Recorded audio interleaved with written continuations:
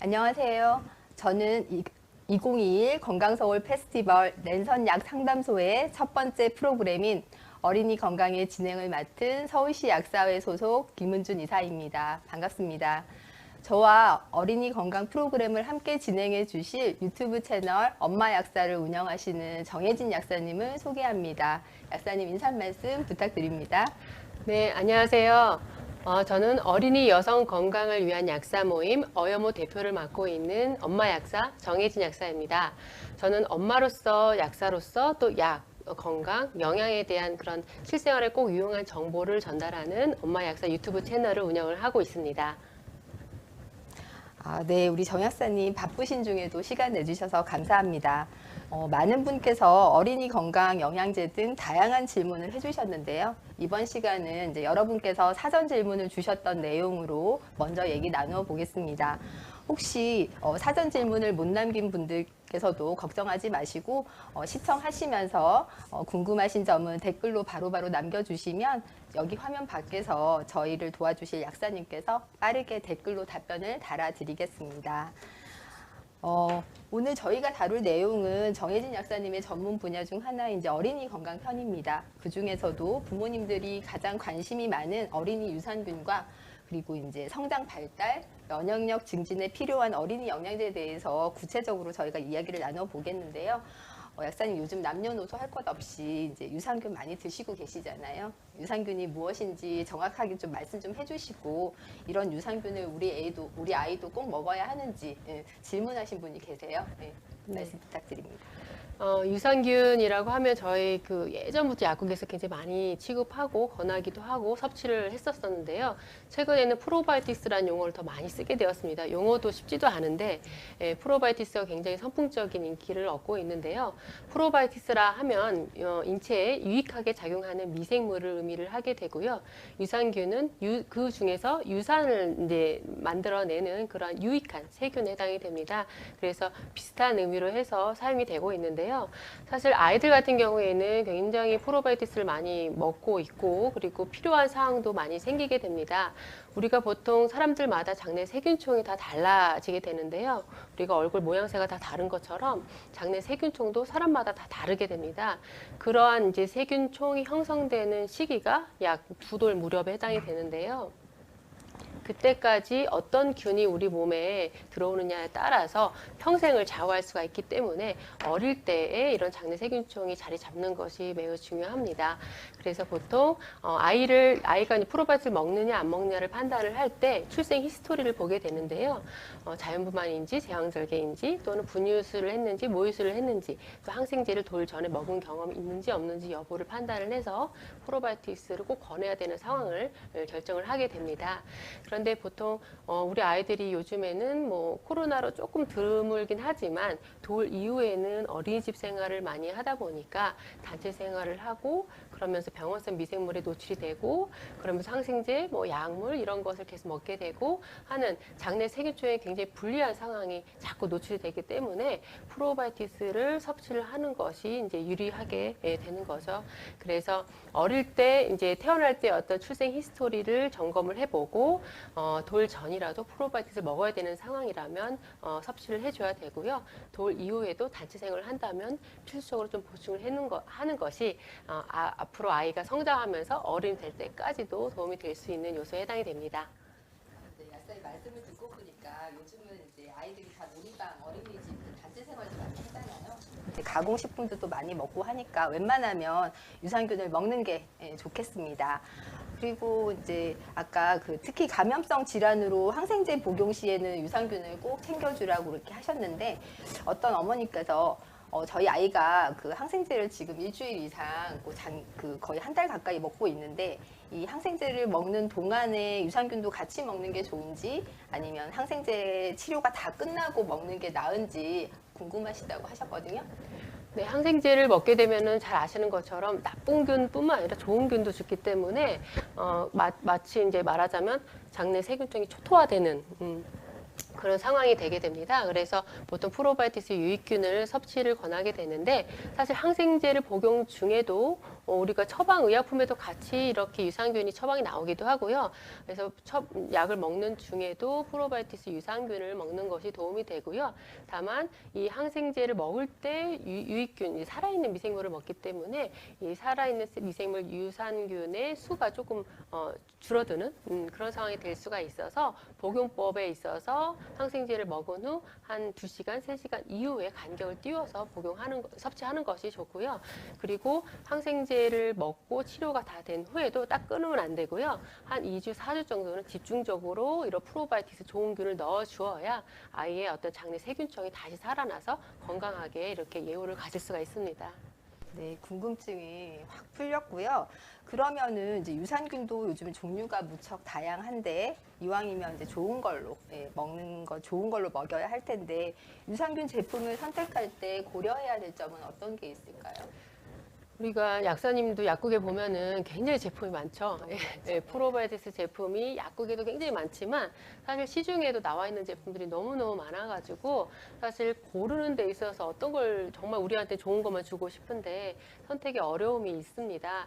근데 프로바이오티스라 하면 살아있는 미생물이고 그리고 또 건강을 어떤 도움을 받기 위해서 먹는 거기 때문에 잘 선택하는 것이 필요한데요. 3가지를 우리가 고려를 해볼 수가 있습니다. 먼저 안전한지, 그리고 안정적인지, 그다음에 효과가 있는지 그 부분을 좀 점검을 하셔야 되는데요. 안전하다는 것은 결국 살아있는 미생물을 우리 몸에 넣는 거기 때문에 만약에 이렇게 병원성 미생물이 혼입되어 있다거나 하게 되면은 오히려 건강에 유해한 작용을 할 수가 있기 때문에 꼭 식약처 검증이 되어 있는 그런 프로바이오틱스 균주가 사용이 되어야 되고요. 그래서 보통 뭐 인체에 유래한 그러한 프로바이오티스 균주를 사용했다라는 것도 그러한 의미에 해당이 됩니다. 그리고 안정적이라는 것은 결국 우리가 살아있는 미생물을 먹게 되면은 위산, 담즙산, 소화 효소의 영향을 받게 되고 그것이 결국 소장, 대장으로 가서 잘 자리를 잡고 좋은 장내 세균총을 환경을 만들어줘야 되는데 만약에 위산, 담즙산이 다 죽어버리게 되면은 그런 작용을 할 수가 없기 때문에 기본적으로 소화 효소라든가 위산이라든가 이런 데 또 온도에도 너무 예민하게 반응하지 않고 좀 안정을 유지할 수 있는 그런 균주 제품이 좀 도움이 될 수가 있고요. 그다음에 효과 부분인데요. 요즘에 예전에는 뭐 균수가 많고 뭐 균의 종류가 많고 막 이런 것을 이제 내세웠다면 요즘엔 제품도 다양해지고 또 균주를 전문적으로 개발하는 회사들도 많아지기 때문에 균주 스트레인에 대한 부분도 보셔야 됩니다. 그래서 균주 스트레인에 있어서 임상으로 많이 이제 그 결과 같은 것들을 갖고 있는 그런 균주들도 있기 때문에 그런 균주까지 꼼꼼히 살펴보고 그리고 부영제에 추가적으로 더 말씀을 드리자면 그런 균주뿐만 아니라 부원료로 들어있는 여러 가지 원료들이 있습니다. 뭐 프리바이오티스가 대표적인 거일 수 있고요. 그리고 또 보존제라든가 이런 부분은 얼마나 어떤 걸 종류를 사용했는지 부가적인 부분까지 확인을 해서 아이한테 가장 잘 맞는 그런 프로바이오티스 제품을 선택하시면 좋을 것 같습니다. 아, 네, 맞습니다. 특히 이제 우리 아이들 같은 경우에는 무엇보다 안전성, 그리고 안정성, 그리고 효과 면에서 중점을 두어야 되고요. 그럼 이제 또 많이 물어보시는 질문이 유산균 제품은 식전에 먹는 게 좋나요? 아니면 식후에 먹는 게 좋나요? 어떤 게 더 효과적일까요? 이 프로바이오틱스를 가지고 뭐 식전 식후로 해서 용법에 대해서 의약품처럼 이렇게 대단히 임상을 하는 상황은 아니기 때문에 제조사마다라든가 또는 프로바이오틱스에 대해서 설명을 하시는 전문가 분들의 의견에 따라서 조금 의견이 분분합니다. 그런데 가장 이제 그 통일된 의견은 결국 위산이라든가 담즙산이라든가 이런 효소, 온도 이런 거에 영향을 덜 받는 가장 미생물이 잘 보존이 돼서 위장관으로 갈 수 있는 그런 상태에서 복용하는 것이 좋다고 말씀을 하시는데요. 그래서 저 같은 경우에는 식후 즉시 이 시간을 좀 피해서 약 식후 1시간, 2시간 이렇게 이제 맞춰서 섭취를 하거나 보통 가장 중요한 거는 무엇보다 매일매일 먹는 게 중요할 테고요. 그리고 일정한 시간에 먹는 것이 중요합니다. 그래서 본인이 가장 잘 섭취를 할 수 있는 시간을 정해놓는 게 좋은데요. 저 같은 경우에는 아침에 일어나자마자 물을 너무 많이 먹지도 말고 한 반 컵 정도의 프로바이오틱스를 섭취를 하고 그다음에 식사를 하는 것을 권해드리고 있습니다. 그러니까 약사님 말씀은 가급적 위산의 영향을 덜 받는 식사 직후를 피해서 일정한 시간에 꾸준히 먹는 게 좋다는 말씀이신 거죠? 네. 그럼 이제 지금부터는 이제 부모님들의 또 다른 관심사인 우리 아이의 성장 발달과 관련된 내용입니다. 자주 듣는 질문이 우리 아이가 밥을 잘 안 먹어요. 변비로 너무 힘들어해요. 그리고 어린이집에 보냈더니 감기를 달고 살아요. 이런 이제 친구들이 되게 많아요. 이런 친구들은 이제 어떤 영양제를 챙겨줘야 될지 말씀 부탁드립니다.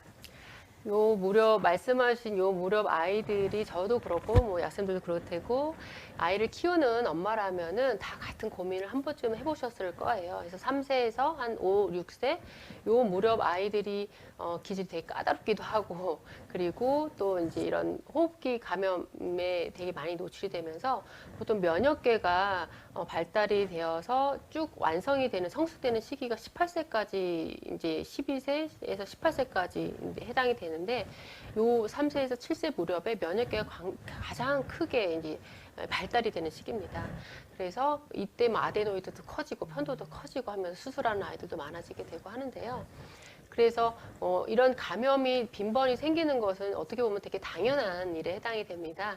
다만 이때 감염이 생긴 후에 이것을 한 일주일이면 나아야 될 질환을 2주, 뭐 3주, 뭐 한 달, 2달 이렇게 이어가면은 아이 자체의 어떤 건강에 안 좋은 영향을 줄 수가 있겠죠. 그래서 아이들의 어떤 건강을 이제 체크하는데 지표로 우리가 볼 수 있는 게 이제 성장에 해당이 되는데 성장이라 하면 양적인 증가를 의미를 합니다. 키와 체중의 증가. 근데 너무 장기간 이렇게 아프게 되면은 아이가 잘 못 먹고 체중이 잘 안 늘고 그러면서 이제 키도 잘 안 크지 않을까 이런 걱정을 하게 되는 거죠. 그래서 무엇보다 아이들이 이 3세에서 7세 무렵 아이들은 면역에 관심을 갖고 이것에 도움이 될 수 있는 영양 보충제가 필요할 수가 있게 되고요. 그래서 무엇보다 어떤 영양제로 인해서 면역력이 갑자기 좋아지거나 이런 것은 사실은 없고요. 아이가 말씀드린 대로 아팠을 때 빨리 낫게 해줄 수 있는 요소들을 해결을 해줘야 되는데 앞서 말씀드렸던 것처럼 항생제 약을 먹었다면 이걸 빨리 회복해줄 수 있는 프로바이오틱스를 보충을 바로 해주고 또 아이가 아프고 났을 때 보통 땀이나 이런 뭐 분비물이라든가 이런 걸로 인해서 아연이라든가 미네랄 소실이 굉장히 많아집니다. 그래서 그 무렵에 아연을 바로 이제 넣어준다거나 이런 프로바이오틱스 아연 그런 이제 단백질 아미노산 그러니까 아미노산 같은 경우에는 인체 구성을 하는 요소에 해당이 되고 그리고 또 면역 세포를 만들려도 이제 단백질 아미노산이 필요하죠. 그래서 모든 이제 성장과 발달 이런 데 있어서 아미노산 단백질이 기본이기 때문에 그러한 요소들이 면역에 도움을 줄 수 있는 영양소라고 보실 수가 있고요. 특히 이렇게 자주 잔병 치료가 많다고 할 경우에는 이런 이제 종합 영양제라든가 아미노산, 비타민 B군들 이런 것을 좀 꾸준하게 이제 복용을 해주는 것이 도움이 될 수가 있습니다.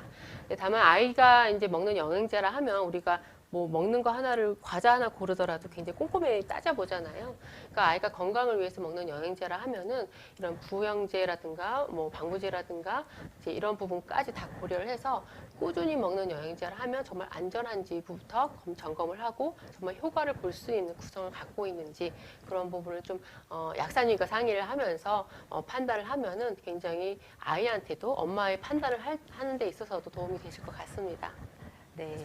아까 정 약사님은 이제 멀티비타민이랑 아미노산에 대해서 말씀을 많이 해주셨는데요. 그 오메가3는 우리 아이들한테 어떤 영향을 끼치는지요? 오메가3 같은 경우에는 특히 이제 오메가3는 굉장히 연구가 많이 된 어떤 그런 건강기능식품에 해당이 되는데 보통 성인에 많이 이제 포커스가 되어 있고요. 그만큼 기능이 굉장히 많이 있습니다. 근데 아이들 같은 경우에는 특히 저 같은 경우에는 이렇게 인스턴트를 많이 먹는다거나 아주 편식이 심한 아이들이 있어요. 근데 우리가 양질의 어떤 오메가3를 필수 지방산을 섭취를 하기 위해서는 이런 녹황색 채소류를 굉장히 고루 잘 먹어줘야 양질의 어떤 필수 지방산을 섭취를 할 수가 있습니다. 그런데 아이들이 보통 녹황색소를 안 좋아하잖아요. 잘 안 먹고. 근데 그걸 좀 과하게 심하게 이제 편식이 있는 아이들 같은 경우에는 오메가3를 별도로 보충을 해주는 것이 필요합니다. 오메가3 필수 지방산은 우리가 기본적으로 세포 단위에서 세포막에 인지질을 구성을 하고 있는데 세포막의 유동성이라고 해서 중학교 때 우리가 배우셨을 거예요. 그래서 세포막이 이렇게 인지질이 왔다 갔다 유동성이 있어야 어떤 호르몬의 영향이라든가 신호 전달을 잘 하게 되는데 이것이 인지질의 질이 떨어지게 되면은 그런 기능이 떨어지면 이제 전반적인 어떤 신진 대사에 있어서 불리한 상황이 될 수가 있겠죠.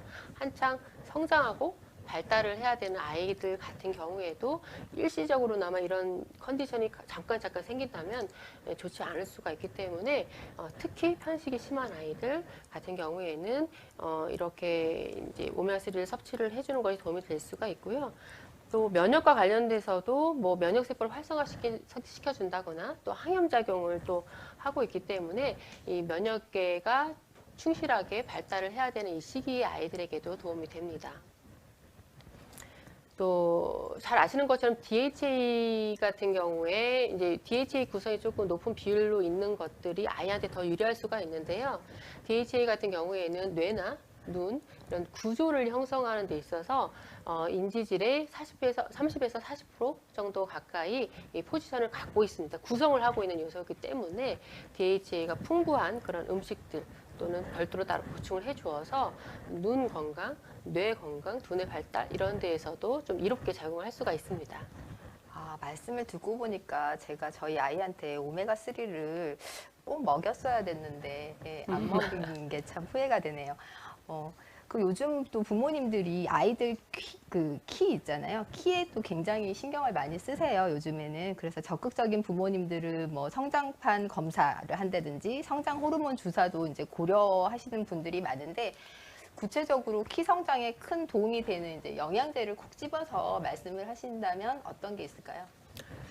우리가 앞서서도 제가 말씀을 드렸지만 이제 그 성소년기까지는 성장이 되게 중요하고 키와 체중의 증가, 양적인 증가가 성장인데 키에 대해서 관심을 가장 많이 갖는 시기가 약 초등학교 저학년 요 무렵에 보통 이제 학부모들이 관심을 많이 가집니다. 그 이유가 그 전까지는 굉장히 성장을 막 이루다가 이 초등학교 무렵이 이제 소화기에 해당이 되는데 그 무렵에 성장이 약간 지체되는 좀 완만한 그런 이제 상황이 되다 보니까 아이가 좀 덜 크나 하는 걱정을 좀 하게 되는데요. 사실 아이들 키 같은 경우에는 유전적인 요소라든가 또는 영양적인 요소라든가 뭐 운동, 수면 이런 것들이 이제 키가 되는 그런 키 성장 요소에 해당이 됩니다. 그래서 유전적인 부분이 되게 중요하다고 얘기하지만 이 미취학 아이들, 초등학교 저학년 요 무렵 아이들 같은 경우에는 이런 영양적인 부분이 오히려 유전보다 더 큰 포지션을 갖고 있다라고 얘기를 합니다. 그래서 영양, 그다음에 유전, 또 이제 환경이라든가 수면, 이제 환경, 운동 이런 것들이 이제 다 복합적으로 이제 영향을 미치게 되고요. 그래서 키 성장에 도움이 되는 영양소는 기본적으로 인체의 어떤 골격이라든가 또는 이제 근육이라든가 이런 걸 형성하는 데 필요한 영양소인데 이게 단백질, 아미노산, 칼슘, 비타민 D, 그 다음에 이제 이런 미네랄 그리고 올바른 이렇게 먹은 영양소가 잘 섭취할 수 있게끔 지원이 되는 이게 프로바이오틱스 이렇게 이런 구성을 가지고 있는 것을 좀 고려를 해볼 수가 있고요. 이러한 구성 안에서 아이들 이제 근육도 이제 발달이 되게 되면 골격도 이제 커지게 되고 아이가 이제 성장하는데 좀 도움이 될 수가 있습니다. 근데 특히 한국의 영양 섭취 조사에 보면은 우리 아이들이 칼슘이 굉장히 부족한 거를 볼 수가 있습니다. 그래서 칼슘이라든가 비타민 D 보충에 대해서 조금 더 신경을 쓸 필요가 있고요. 근데 이제 키 성장 영양제에 대해서도 많이 물어보게 되는데 굉장히 이제 유튜브 채널도 마찬가지로 이렇게 보다 보면 키 성장 영양제에서 빵빵 이벤트도 많이 하고 나옵니다. 그래서 그 기본적인 어떤 영양소 구성을 보면은 이런 단백질, 칼슘, 비타민 D 또는 IGF 성장을 하는 어떤 그런 특별한 성분 이런 것들이 좀 가미되어 있는 그런 구성을 갖고 있는데요.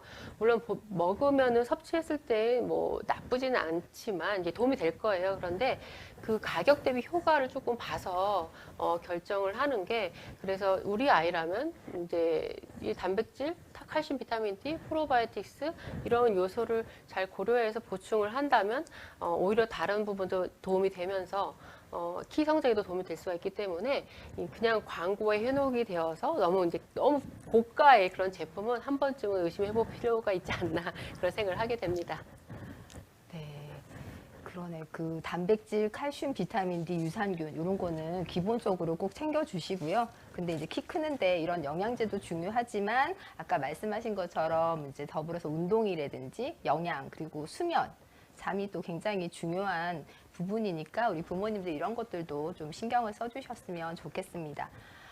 그리고 또 제가 또 질문을 받는 게 어떤 부모님이 아이 검사를 해봤는데 아연 결핍이 나왔다고 아연 그 단독 제품을 찾는 부모님들이 또 계셨어요. 이 아연이 혹시 아까도 잠깐 언급을 하셨는데 그 성장에도 많은 영향을 주는지 아연의 작용에 대해서 한번 말씀 좀 해주세요. 아연도 이제 프로바이오틱스만큼이나 엄마들이 아연에 대해서 꼭 먹어야 되는 영양소처럼 생각을 해서 하는데 요즘에 또 검사를 해서 부족한 상황에 대한 것도 이제 검사 결과로 나오는 경우가 있습니다. 아연은 사실 성장하는 데 있어서 세포의 수를 늘리는 데 있어서 굉장히 중요한 그런 미네랄에 해당이 됩니다. 그래서 예를 들어서 임신기에 아연이 부족하게 되면 아이의 성장에 이제 태아의 성장에도 치명적인 원인이 될 수 있을 정도로 아연이 중요하기 때문에 성장기 아이들에 있어서 아연이 부족하다, 결핍이 됐다 하는 요소가 있으면 바로바로 해결해 주는 것이 필요합니다. 아연은 약 200여 개의 인체의 어떤 생리 활성을 갖고 있는 그런 이제 효소의 어떤 구성을 하는 그런 미네랄에 해당이 됩니다. 그래서 우리가 면역 관련돼서도 면역 세포를 만드는 데 있어서 아미노산 단백질도 필요하지만 아연이 없게 되면은 우리가 만들고자 하는 면역 세포를 만드는 그 과정 자체가 발동이 걸려지지가 않기 때문에 아연이 꼭 있어야지만 이런 면역 세포도 잘 만들어지게 되고 면역의 세포마다 기능을 제대로 발휘할 수가 있게 됩니다. 그래서 우리가 평소에 이제 아연이 이렇게 결핍이 결과 나왔을 때는 반드시 잘 보충을 해줘야 되는 거고요. 그리고 뭐 설사를 심하게 했다거나 또는 땀이 되게 많이 났다거나 기침 가래하면서 애들 기침할 때 에너지 굉장히 소비가 많아야 되거든요. 그리고 땀도 많이 나고 진액도 많이 나오기 때문에 그런 모든 분비물 안에 아연과 같은 미네랄이 굉장히 많이 소진이 됩니다. 성인도 마찬가지, 어르신들도 마찬가지인데요. 그래서 이럴 때는 반드시 아연을 즉각적으로 보충을 해주는 것이 예후를 좋게 해주고 좀 아이가 덜 힘든 상황을 만들어줄 수 있기 때문에 보충이 필요하고 또 기본적으로 뭐 성인도 마찬가지지만 야생제 약국에서 많이 보셨을 거예요. 뭐 입 가해가 잘 갈라지거나 상처가 보통 나면은 3일에서 5일에 나아야 되는데 2주가 가요. 큰 상처도 아닌데. 그렇게 상처가 잘 안 아물거나 입에 자꾸 이제 각질이 벗겨져 입 가가 갈라지는 분들, 코끝이 잘 허는 분들 네. 이런 분들도 이제 아연, 비타민 C 같은 것들 보충해 주는 것이 좋습니다. 네. 아연이 굉장히 중요한 미네랄이었네요. 근데 지금 조금 시간이 남은 관계로도 많이 올라온 질문들이 궁금해하시는 게 또 눈 영양제에 대해서 이게 많이 궁금해하세요. 요즘에 애들이 굉장히 스마트폰이라든지 뭐 게임이라든지 화면 모니터를 많이 보고 하니까 그 눈에 대해서 되게 걱정을 많이 하시는데 혹시 이제 우리 어린이 눈 영양제에 대해서 혹시 또 한 말씀 한번 해주세요. 네. 네. 아이들이 보통 어린 유치원 어린이집 다닐 때는 시력 측정을 안 하죠. 예, 시력이 완성되는 시기가 한 7세에서 9세 무렵에 이제 본인의 시력을 좀 확인할 수 있는 그 시기에 해당이 되고요. 그리고 한 자료에 따르면은 한 7세, 9세 요 무렵 때 이제 검사도 많이 해서 그렇기도 하겠지만 근시가 굉장히 많아지는 그런 연령대에 해당이 됩니다. 그래서 저도 이제 상담을 하다 보면 초등학교 저학년 아이들이 그 가진 엄마들이 눈영양제를 찾는 경우들이 꽤 많이 있어요. 그래서 이렇게 떨어지는 시력에 대해서 뭐 올려주는 그런 영향을 기대하기는 좀 어려울 수 있지만 기본적으로 예방을 하면서 관리해 주는 것이 되게 중요한 시기가 7세에서 9세 이 무렵에 해당이 됩니다. 특히 요즘에는 모바일도 많이 보고 또 온라인 수업을 많이 하다 보니까 저희 아이도 온라인 수업을 막 하다 보면 눈이 아프다고 하는데 항상 1시간 정도 수업을 한 후에는 멀리 이제 창밖을 보는 연습을 이제 보는 그런 습관을 들이도록 얘기를 하고 있거든요. 그래서 평소에 모바일이라든가 태블릿, TV 같은 것을 본 후에 한 50분에서 1시간 정도 보면은 10분 정도는 멀리 보면서 눈의 휴식을 좀 취해줘야 되고요. 그리고 이렇게 이제 화면을 볼 때도 너무 가까이 보지 말고 약 30cm 이상 좀 띄어서 이런 습관을 조금 아이한테 가질 수 있도록 이제 지도를 해주시고 또 잘 때도 이렇게 불을 켜놓고 자게 되면은 아이 시력에 안 좋은 영향을 줍니다. 그래서 잘 때는 이제 방 안을 어둡게 잘 유지를 시켜주는 것이 아이 시력 보존에 도움이 되고요. 그리고 이제 도움이 될 수 있는 보충제를 하면 우리가 잘 아시는 것처럼 비타민 A, 베타카로틴 뭐 이런 종류가 있게 되는데 베타카로틴, 비타민 A류들은 우리가 이제 빛이 들어와서 시각을 이제 형성을 하게 되잖아요. 이런 반응을 바로바로 해줄 수 있게끔 도와주는 영양소입니다. 그래서 베타카로틴, 비타민 A가 부족하다 하게 되면 야맹증이 생기게 되죠. 그래서 빛에 대해서 빨리 감각을 살려줄 수 있는 게 비타민 A. 또 안토시아닌 종류, 이게 보라색 가지나 또 베리류나 뭐 이런 것들, 이제 보라색 색소가 굉장히 진한 그런 야채나 과일 같은 것들이 눈에 굉장히 좋은 항산화 물질에 해당이 되는데요. 이렇게 시각을 형성하는 데 있어서 이제 눈을 보호해주는 그런 작용을 해주어서 이런 평소의 시기에서도 이런 걸 좀 고려해 볼 수도 있고, 그리고 안토시아닌, 빌베리류가 들어있는 이제 눈 영양제 같은 게 도움이 될 수가 있고요. 또 앞서 말씀드렸던 것처럼 이제 DHA 또 어린 연령일수록 DHA 위주로 되어 있는 오메가3가 눈의 어떤 구조를 형성하는 데 있어서 바로 작용해주는 구성물질이기 때문에 도움이 됩니다. 그래서 혈류의 어떤 개선이라든가 이런 것도 다 있기 때문에 기본적으로 비타민 A, 베타카로틴류, 베타카로틴도 사실 색소죠. 카로티노이드. 이런 색소, 녹황색 채소류가 굉장히 좋은데요. 이런 것들, 그다음에 안토시아닌류, 또 오메가3. 이걸 기본적으로 고려를 하면서 영양제나 또는 아이가 먹는 식사에 있어서도 고려를 하시면 도움이 될 것 같습니다. 아, 네. 그거는 이제 조금 짧게 이제 마지막 질문이 될 것 같은데요. 초등학교 2학년 여아를 키우고 있는데 요즘 아이들이 영양 과다라고 하는데 영양제를 따로 챙겨 먹어야 할 필요가 있을까요? 현재는 유산균만 먹이고 있습니다. 식품을 통해서 먹는 게 제일 낫다고 생각되는데 어떤 의견이신지 궁금합니다. 영양 과다예요. 영양 과다. 그래서 저는 사실 굉장히 영양제를 많이 먹고 있는데 항상 먼저 물어봅니다. 왜 먹이려고 하는지를 물어보시고요. 그다음에 먹여야 되는 이제 목적성이 분명해야 불필요하게 과다하게 먹는 그런 영양 섭취를 줄일 수가 있게 되는 거죠.